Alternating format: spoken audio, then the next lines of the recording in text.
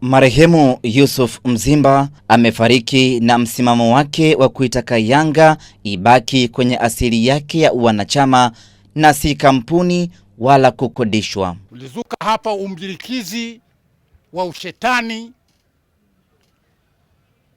kutoka kikundi cha watu kutaka kuipoka Yanga, kuitoa katika midani na umbile lile ambalo iliyoanzishiwa Yanga la kuitoa Young African Sports Club na kuihamisha, labda iende, labda ingelikwenda, lakini kama inavyoeleweka, inna Allaha la yuhibbu adh-dhalimin, Mungu hawapendi madhalimu. Usijikute katika mabavu yako, nguvu zako, uwezo wako ukataka kubatilisha na kunyang'anya haki za watu wengi. Haiwezekani. Tulisimama kwa niaba ya Mzee Mzimba. Tunasema tumesimama kwa niaba ya Mzee Mzimba. Mpaka leo lile ambalo lililotaka kukusudiwa ndani ya Yanga halipo tena na halitakuwepo ila yaumil qiyama. Akilimali akaendelea, mtu kama Yusufu Mzimba alivyokuwa maarufu kwa Yanga, leo hebu nitazamieni hao viongozi wa Yanga wako wapi? Tazameni tu wapenzi, mtu kama Yusufu Mzimba. Na hili halikuanzia hapa tu. Sisi tumeondokewa na wapenzi kama Yusufu Mzimba wengi. Alikuweko mzee Ismaila Idris, hakuonekana kiongozi hata mmoja.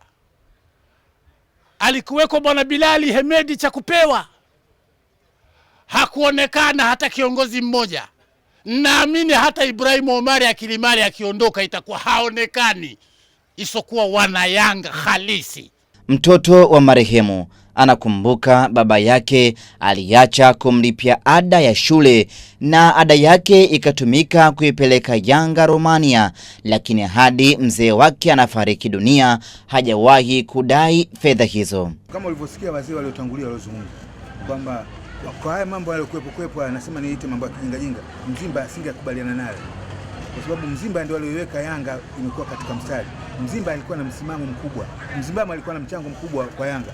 Mzimba yeye huyu ndio aliyesafirisha timu ya Yanga mwaka 78 kwenda Romania. Mimi ninyimwa ada ya shule, mzee wangu ninyimwa ada ya shule, akatoa 60 kwa ajili ya kumchangia mchezaji anaitwa Nzurule kwa kutoka Mtwara, timu ende Romania, na kudai sentano. Yusuf Mzimba amefariki dunia akiwa na umri wa miaka 84 na enzi za uhai wake aliwahi kuwa katibu mwenezi, meneja na baadaye katibu mwenezi, meneja na baadaye kuwa mzee wa Yanga. Inna lillahi wa inna ilaihi raji'un. Ahmed Ali, Star TV, Dar es Salaam.